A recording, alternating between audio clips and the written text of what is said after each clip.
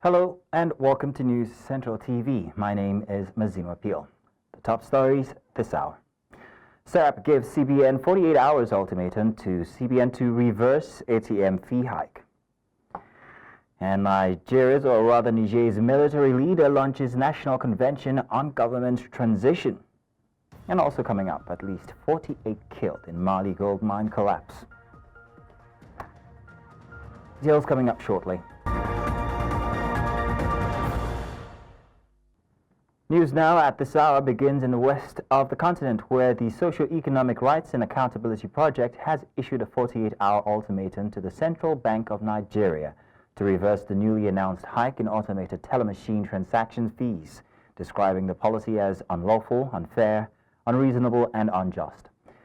In an open letter dated February 15, 2025, signed by SERP Deputy Director Kolawole Oluwadare, the organization urged CBN Governor Olayemi Cardoso to immediately withdraw the policy, warning that it would exacerbate financial hardship for Nigerians, especially low-income earners. According to a CBN circular issued on February 10, 2025, ATM withdrawals outside a bank's branch premises will now attract a 100 naira charge per 20,000 naira withdrawal, while transactions at shopping centers, airports, and standalone cash points will carry an additional surcharge of up to 500 naira per 20,000 naira withdrawal. The directive takes effect from March 1, 2025. SERP insists that the increase violates Section 421A of the CBN Act 2007, which mandates the Apex Bank to ensure adequate and reasonable financial services for the public in the national interest. And now, away from that, let's tell you that more tributes are still pouring for the late leader of the Pan-Yoruba socio-cultural group Afenifere, Ayo Adebanjo, who passed on Friday at the age of 96. This comes as Chief of Staff of the President, Femi Gbajabiamila, and Ogun State Governor Dapo Abiodun on Saturday paid a visit to the resident of late non-Nigerian in Lekki, in the Lekki area of Lagos, I beg your pardon. Now, News Central's correspondent Bettina Mweli was also there and brings us more. On April 10, 1928, Pa Ayo Adebanjo had lived through the finest and the ugliest moments of Nigeria. From the struggle for independence, the civil war, the military dictatorship era, and the return to democracy since 1999. He was one of the founding fathers of Alliance for Democracy, the political party that gave the current President Bola Tinubu a platform for his governorship ambition in 1999. Late Adebanjo, a mentee and political disciple of late Chief Obafemi Awolowo, had remained faithful to the ideology and political philosophy of his mentor, that is, Awoism.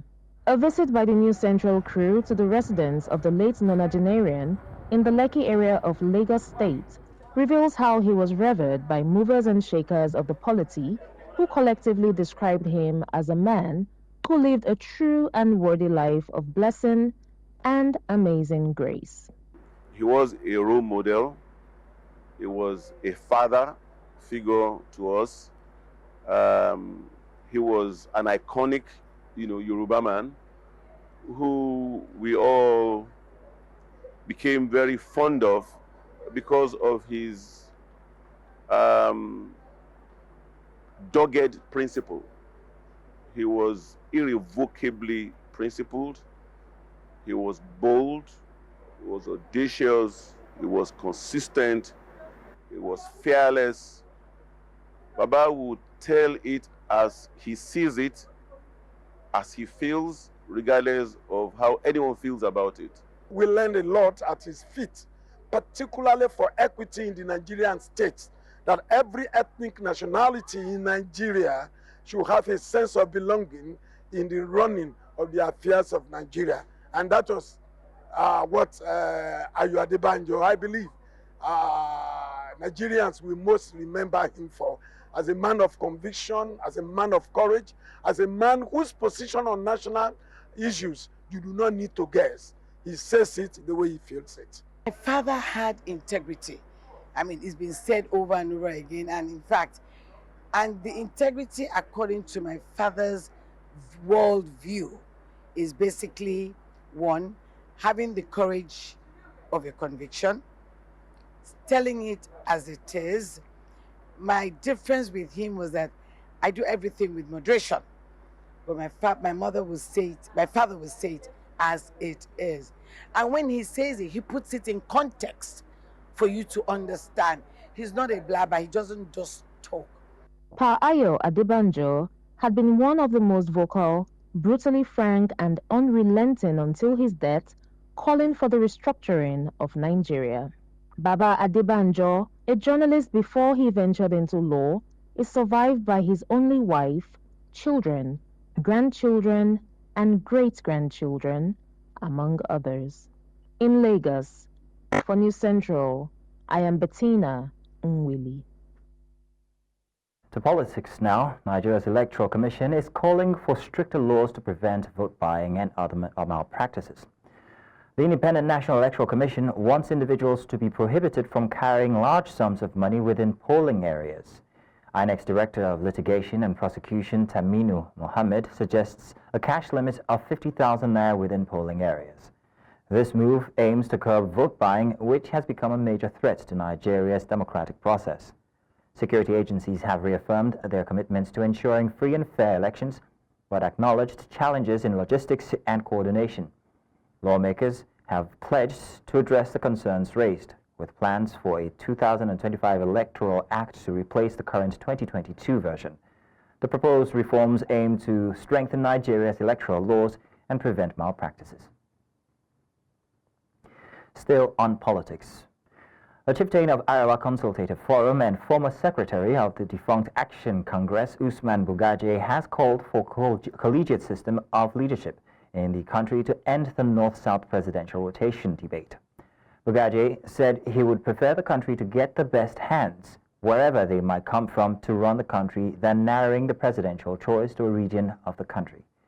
He called for inclusive governance based on competence and denounced the perennial regional divisions and corrupt leadership in Nigeria. The political and civil society activists stressed the need for a new narrative that combined popular participation with tangible development outcomes. The crisis rocking the People's Democratic Party seems not to have abated, despite the intervention of the governors under the platform of the party, throwing their weight behind Sunday Ude Okoye as the authentic national secretary of the party. A faction of the party loyal to the embattled national secretary, Samuel Anyanwu, has rejected the decision of the PDP Governors Forum, saying it runs contrary to the party's constitution and does not recognize a valid court ruling on the matter, which earlier called for a stay of execution.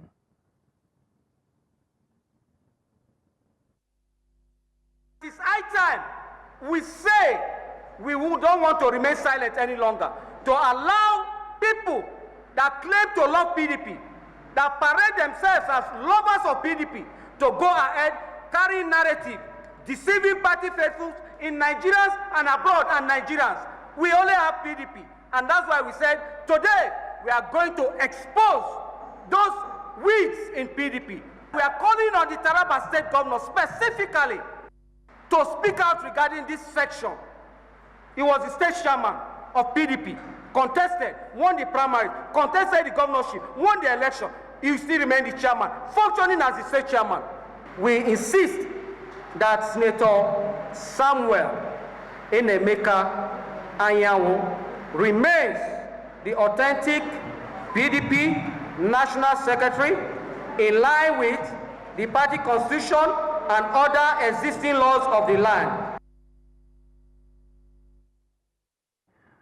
Now we're going to break, and when we get back, suspected thugs reportedly assault activist Showore, journalists as well, at Lagos City Marathon.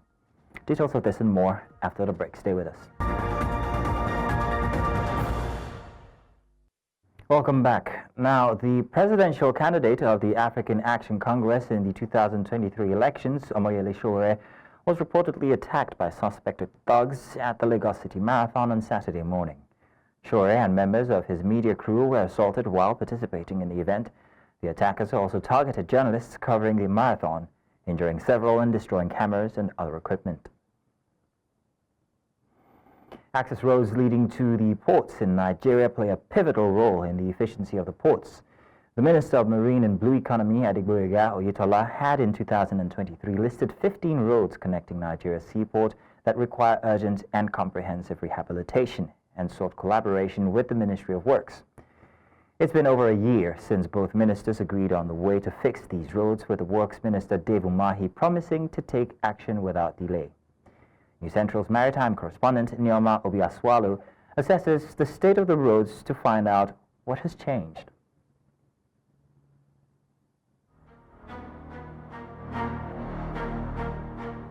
This is Apapa, the road to Nigeria's busiest port.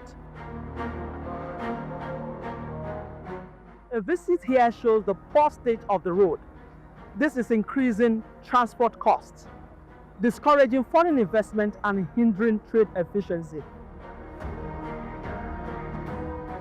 Our ports cannot be competitive with this kind of roads. We call on the federal government to give urgent attention to this route.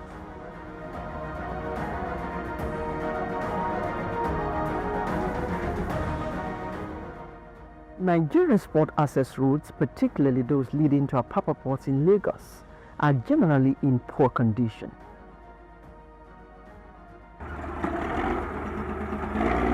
They are riddled with potholes, uneven surfaces, and inadequate drainage systems,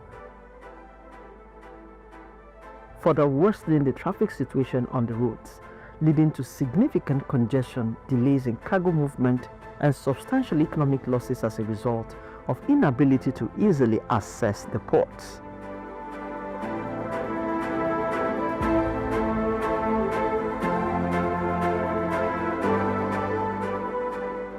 This situation, which is primarily attributed to inadequate infrastructure, poor maintenance, heavy truck traffic, and a lack of effective management strategies, has hindered port efficiency and competitiveness. Importers and exporters experience high transportation costs, prolonged transit time, and heightened risk of accidents, leading to loss of lives. The poor state of the roads brings severe congestion, resulting in long queues of trucks waiting to access the port, causing major gridlock and delays in cargo delivery. Some of the truckers affected by the state of the port access routes speak on the impact of the bad roads and life on the streets while they wait for their turn into the port. Yeah, we have been on the road for 3 days, and we can stay at times. We can stay 1 week on the road before going inside the port to load out, and it's really affecting us, because before we could even hit, it's very, very hard to hit, and for us to even come down and say we want to bait is very, very too risky for us. So the government should they should do something about it. The bad road is affecting us, because when the road is bad, it's affecting us in the way that before we could move from one place to the other place, we are going to wait for other vehicles to move from that place, because we cannot all rush at once because of the bad road. So it's affecting us as well. They should do something about it. The road lumps, they are really affecting us as well, because many trucks you see on road now, some of them, they have back rear lights, and they even have side lights that are working for other trucks to know this is a truck going. But those who dumps, when they see you sleeping a bit at night, they will just go under your truck, then cut those wires, and they will even draw your gas. And sometimes when they draw your gas and you don't know, as you want to start your truck, it will cut. So the last man, they will tow your truck, and they will not know maybe it is the hoodlums that are doing all those stuff. And they are even cutting our containers, taking goods that doesn't belong to them, and affecting us in the way that they will say, okay, the driver will be the one to pay for the goods. It takes 2 to 3 weeks on the line from Lily Pond to port, but we thank God. Our boss, Alhaji Shitu Shagalo, has been very efficient since he came. He stays at Area B and parks the trucks himself, and won't allow truck drivers use the other lane. He goes to Eleganza and makes sure the line goes smoothly. Now we've been on the line facing this for 3 days. We left our wives, and children at home. I personally have left home for 14 days now. My wife has been fighting me over this, but I keep telling her it works and is very tasking. This is one of the reasons why some of our drivers smoke weed when they have slept outside for too long and mosquitoes have bitten them for too long. It happened this midnight. When we were coming, the driver was asleep and they hurriedly woke him up.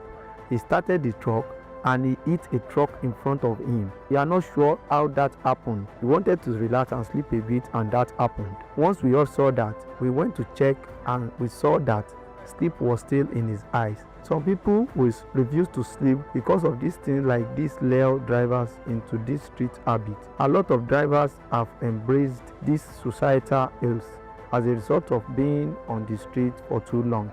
From Lily Pond to Apapa shouldn't take us more than 5 minutes, but it now takes us 3 to 4 days. Some drivers are now in prison because there is no security. We are begging Governor Sanwo-Olu to give us tight security from Apapa to Onipano. Many thieves cutting our containers, sending drivers to prison. When you go to prison now, so many truck drivers are there. We are thankful to Governor Sanwo-Olu because he has repaired some bad roads, but there are still many more that needs to be fixed. What bad road does is that it makes our trucks fall. If we are coming, we see bend roads, but there is no alternative route. We'll have to follow the roads.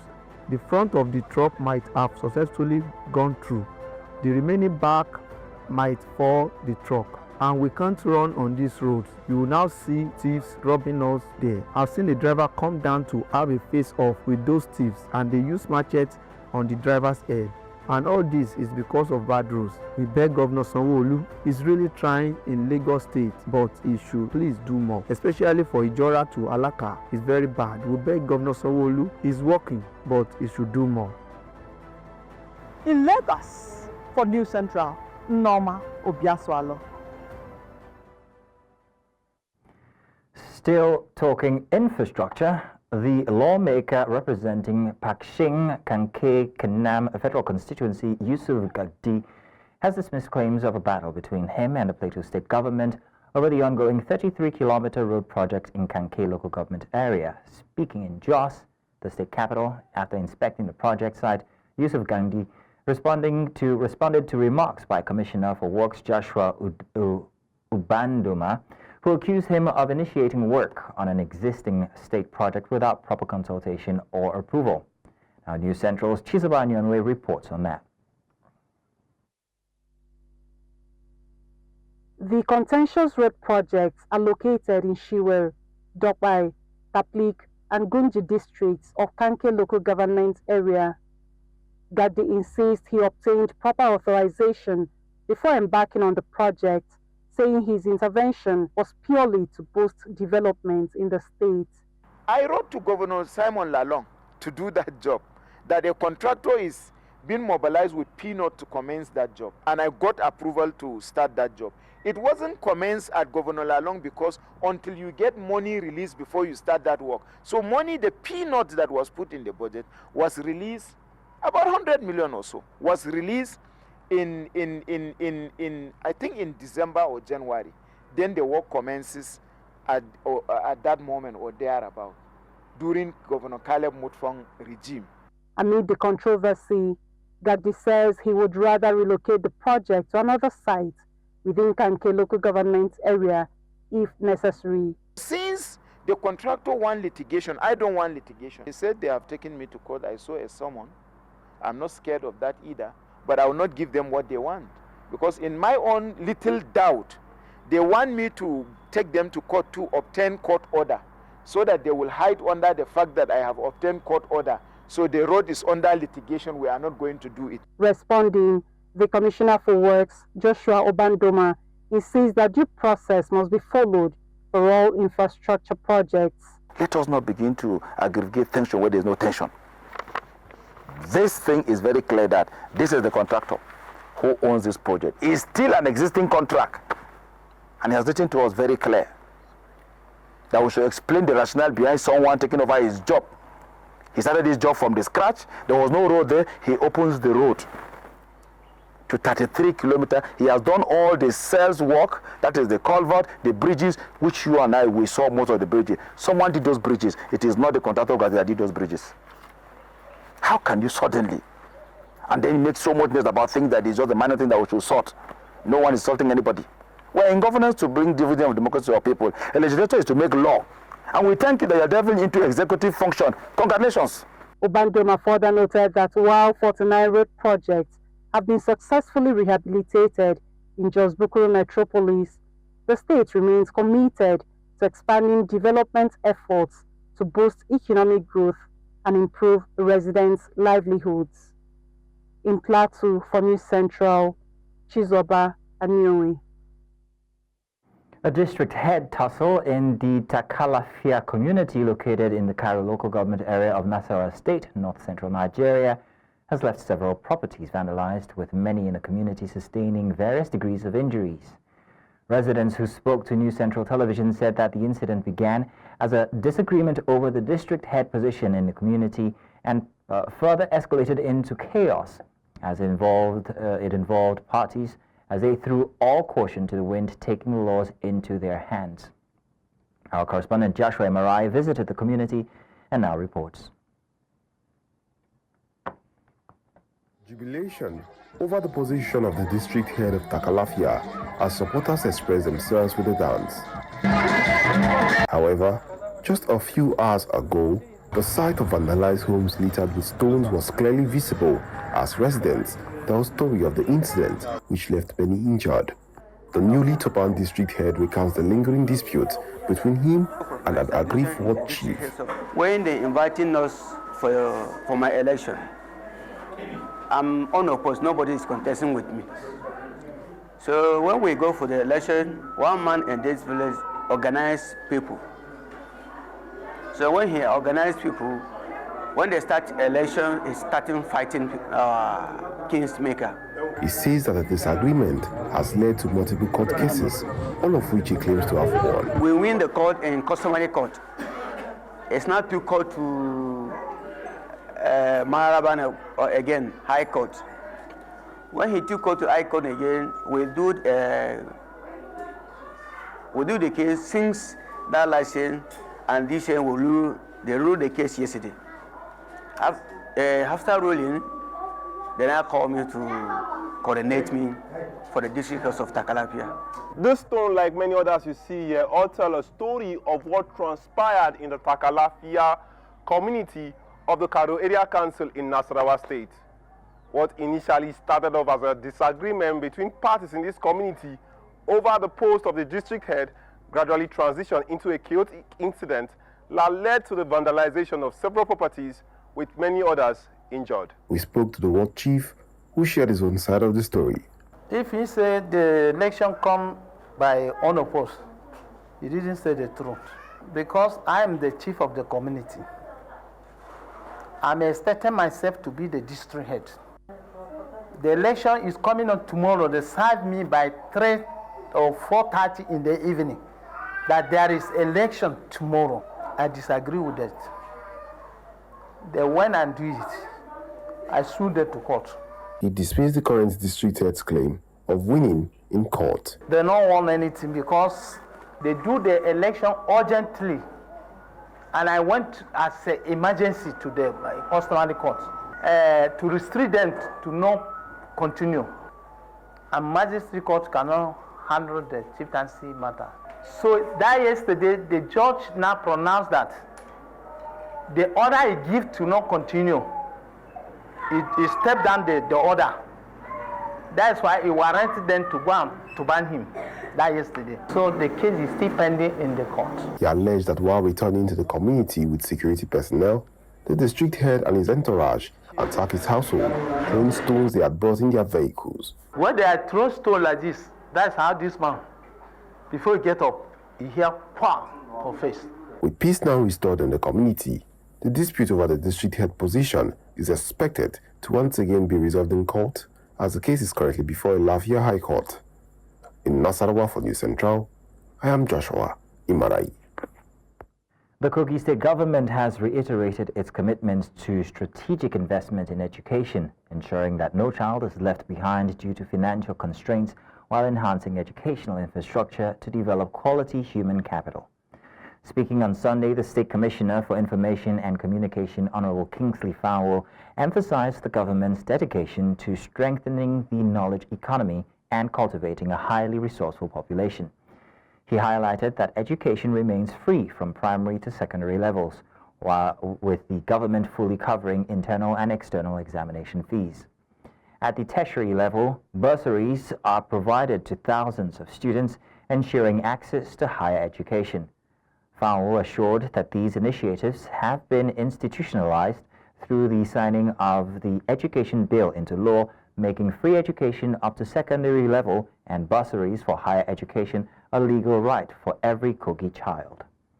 Additionally, he pointed to the strategic establishment of the Confluence University of Science and Technology in Osara and the Kogi State University in Kaba, which provide new opportunities for thousands of secondary school graduates.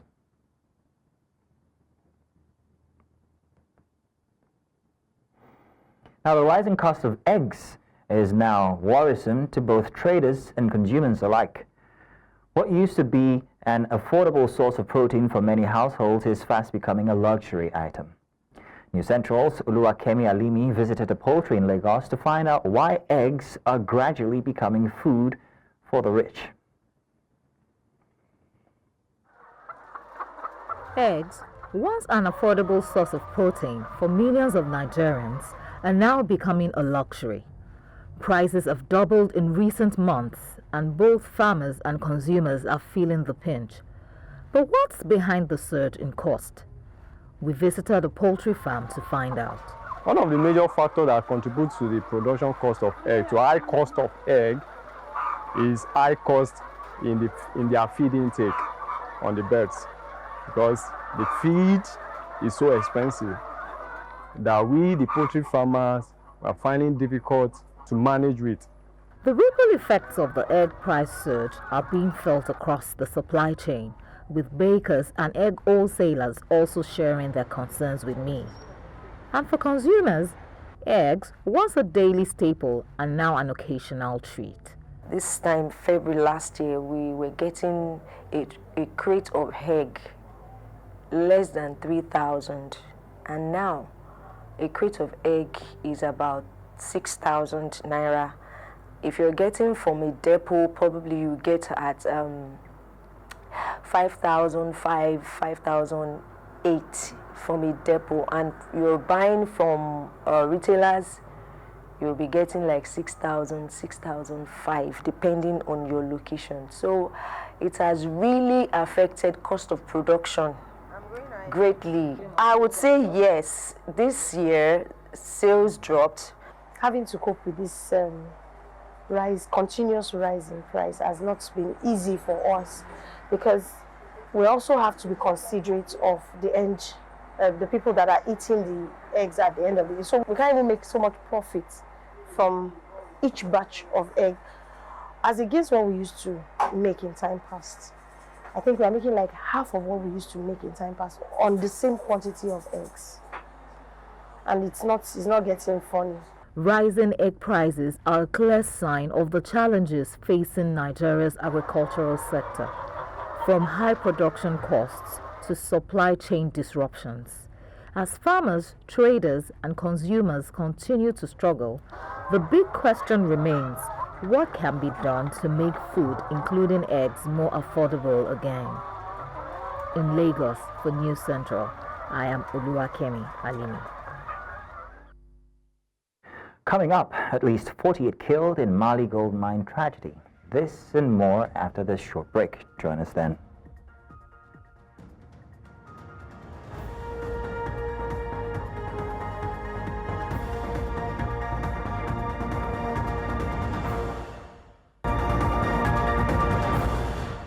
Welcome back. Niger's military ruler General Abdourahmane Tiani has opened a 5-day national convention in the capital, Niamey, aimed at determining the duration of the country's ongoing transition following the July 2023 coup that brought his regime to power. Shortly after the coup in August 2023, Tiani had pledged to hold an inclusive national dialogue to establish governance priorities and set a transition timeline. At the time, he suggested a maximum 3-year transition, but has remained silent on the issue since. Niger joins a growing list of Sahel nations where the military has seized power amid escalating jihadist insurgencies, raising concerns over regional stability and the future of democracy in West Africa. At least 48 people have been killed following the collapse of an illegally operated gold mine in western Mali on Saturday, according to authorities and local sources. Mali, one of Africa's top gold producers, frequently witnesses deadly mining accidents due to unregulated operations. Officials say the mine was previously operated by a Chinese company but had been abandoned before illegal miners moved in. This tragedy comes just weeks after a gold mine landslide in southern Mali killed at least 10 people in January, with many others missing, most of them women. A year earlier, more than 70 miners died in a tunnel collapse in the same region. As the 38th African Union Summit is drawing to a close in Addis Ababa, after days of intense discussions and crucial debates, we take a look at the key takeaways from this year's summit. While headline discussions on trade, security and sustainable development have dominated plenary sessions, crucial side sessions on tackling malaria in Africa are also taking place. President Duma Boko of Botswana has been elected as the new chair of the alliance, a crucial role given the devastating impact malaria continues to have on the African continent. I am acutely aware of the immense responsibility ahead. The task before us is both challenging and urgent. Our progress has stalled, and the hard truth is that we are not on track. A perfect storm of threats, insufficient resources, climate change. News Central's Bongani Sisiba is on ground to give us more on this.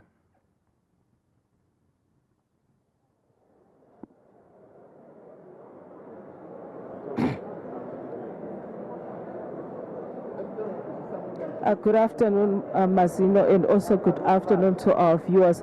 As you can see the visuals that are coming on our screen now, we can see that some heads of state and also the AU former chairperson who was we know that yesterday there were elections and a new commissioner was elected. So now the visuals that we are seeing is side events that are going on here at the AU summit. We know that in the morning we had a side session that was about energy sector in South Africa, not in South Africa, my apologies, but in Africa, how Africa can leverage on the resources that they have in Africa, just for the resources of energy sector. And also there was another side session that was about eliminating malaria in Africa, where we saw the president of Botswana being elected as the chairperson of African Leaders Malaria Alliance, where he spoke about Africa, how Africa can leverage also the education systems that we have, and also speak more about malaria in Africa and see how we can combat malaria. But also there was also a side session about peace and security. This peace and security side section was also speaking about the DRC, the Sudan, and also what is happening in Mozambique. And this has been on the agenda here at Africa Union, where the leaders here have spoken intensively about what is going on in DRC and what is going on in Sudan. And we are hoping that these conflict challenges that we are seeing in Africa will be resolved with the new leadership that is there now.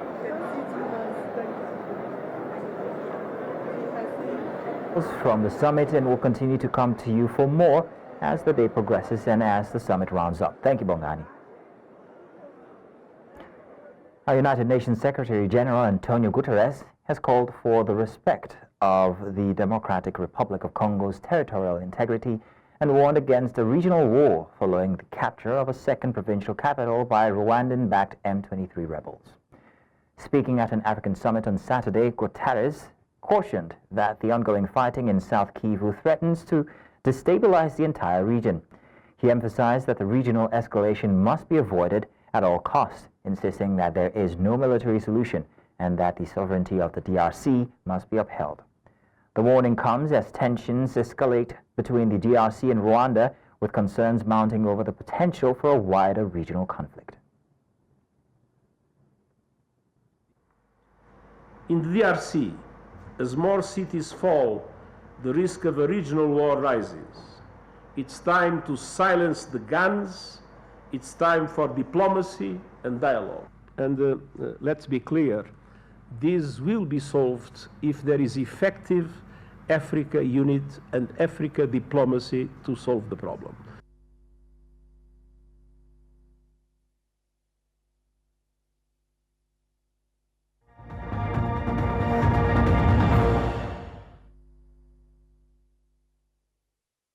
Canada's Conservative leader, Pierre Poilievre, has declared his readiness to defend Canadians against U.S. President Donald Trump following his pledge to impose 25% tariff on Canadian goods.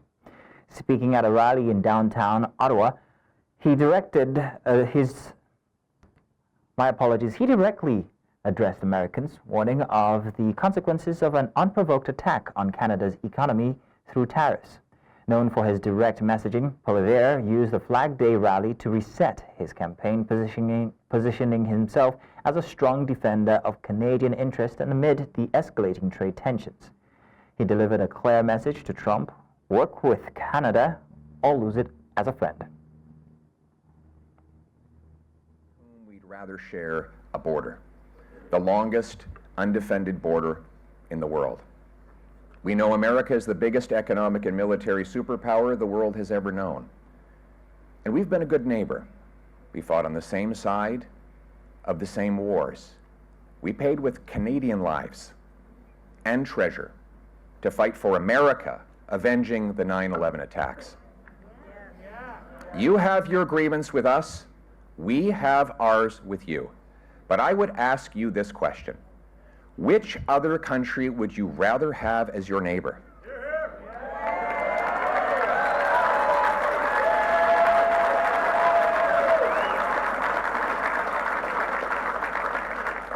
And if Canada is not your friend, who is? My friends, it is not realistic that we would believe a party 60 days before election suddenly reversing itself on absolutely everything. If you want conservative policies, you will have to vote conservative. But Canadians will win, and we will do it with a new... Australian police have arrested a Syrian asylum seeker after a teenager was fatally stabbed and 5 others injured in a shocking knife attack in the southern city of Village on Saturday. According to police spokesperson Reina Diosio, the suspect randomly attacked passers-by before a Syrian food delivery rider intervened, ramming his vehicle into the attacker. The suspect, who sustained minor injuries, was arrested immediately after the attack. The incident comes just 2 days after a suspected Afghan asylum seeker drove a car into pedestrians in Munich, Germany, killing 2 people and injuring dozens more. Der Mann im Bereich der Hauptbrücke mehrere Männer in der Umgebung mit dem Messer attackiert, hat insgesamt 6 Personen verletzt, wovon einer leider verstorben ist. Ein 14-jähriger junger Mann aus Villach ist leider an diesem Grund der Tat verstorben. Ein Zeuge hat das gesehen und es ist ein Essenslieferant gewesen, der hat gedacht, er muss einschreiten und hat mit seinem Auto den Tatverdächtigen angefahren, um die Tat zu beenden. Tatsächlich ist das sozusagen der Mann, auch der Tatverdächtige, zu Sturz gekommen. Und er konnte bereits 7 Minuten nach Bekanntwerden der Tat von der Polizei in Villach festgenommen werden. Es ist ein 23-jähriger Syrer. Er hat eine Aufenthaltsberechtigung, das heißt, er ist aufenthaltsberechtigter Asylbewerber in Österreich, ist nach heutigem Erkenntnisstand, und da müssen wir noch nähere Ermittlungen abklären, nicht polizeilich bekannt und wird aktuell von der Polizei festgehalten und wird heute noch. Now we go on a break, and when we get back, there's business and sports.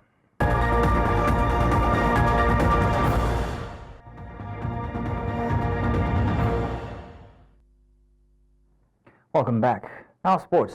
Nigeria's the Tigers have dropped 3 places from 8th to 11th in the latest FIBA World Rankings, but still remain Africa's top-ranked women's basketball team. The reigning African champions dropped to 11th place with 577.9 points after securing a 4th consecutive women's Afro basketball title and reaffirming their status among the world's elite teams at the 2023 Paris Olympic Games with a first-ever quarterfinal finish. The drop was as a result of Serbia, Japan, and Brazil rising in the ranking, occupying 8th, 9th, and 10th position ahead of Nigeria.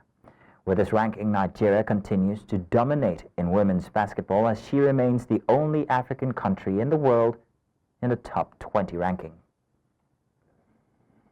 And the Basketball Africa League has named WNBA All-Star and analyst Chinye Ogwumike as the first, or rather as its first female ambassador. BAL President Amadou Gallo Fall announced the appointment during the African luncheon at NBA All-Star Weekend in San Francisco. A strong advocate for gender equality and basketball development, Ogwumike will lead initiatives empowering women and girls across Africa. She'll also participate in events and clinics, starting with the Kalahari Conference in Rabat, Morocco on April 5, 2025. She joins NBA veterans Ian Mahinmi, Joachim Noah, Lul Deng, and Pops Mensah Bonsu in promoting the BAL. The appointment strengthens women's representation in the league, reinforcing its commitments to growing basketball and inspiring future generations across Africa. Nigerian quarter milers Chioma Nwachukwu and Ella Onojubuevo delivered a stunning performance at the Tyson Invitational on Saturday, dominating the women's 400-meter event with a 1-2 finish. Nwachukwu claimed victory in a personal best time of 52.25 seconds, while Onojubuevo followed closely, also setting a new personal record of 52.44 seconds. Their impressive display showcased Nigeria's rising strength in events. Barbados Sada Williams secured 3rd place, rounding out the podium. With their record-breaking performances, Nwachukwu and Onojubuevo will now push themselves further in the quest to become Nigeria's top quarter miler, setting the stage for an exiting rivalry on the track. I beg your pardon, a bit tongue-tied there at the end. But that's all for this hour. Well, before we go, let's take another look at some of the major stories we brought your way. Sarah gave CBN 48-hour ultimatum to reverse ATM fee hike. And Niger's military leader launches national convention on government transition. And we also told you that at least 48 have died in a Mali gold mine collapse. Remember, you can watch News Central live on DSTV channel 422, Star Times channel 274, Avo TV, and of course on YouTube. Many thanks for watching. My name is Mazino Appeal.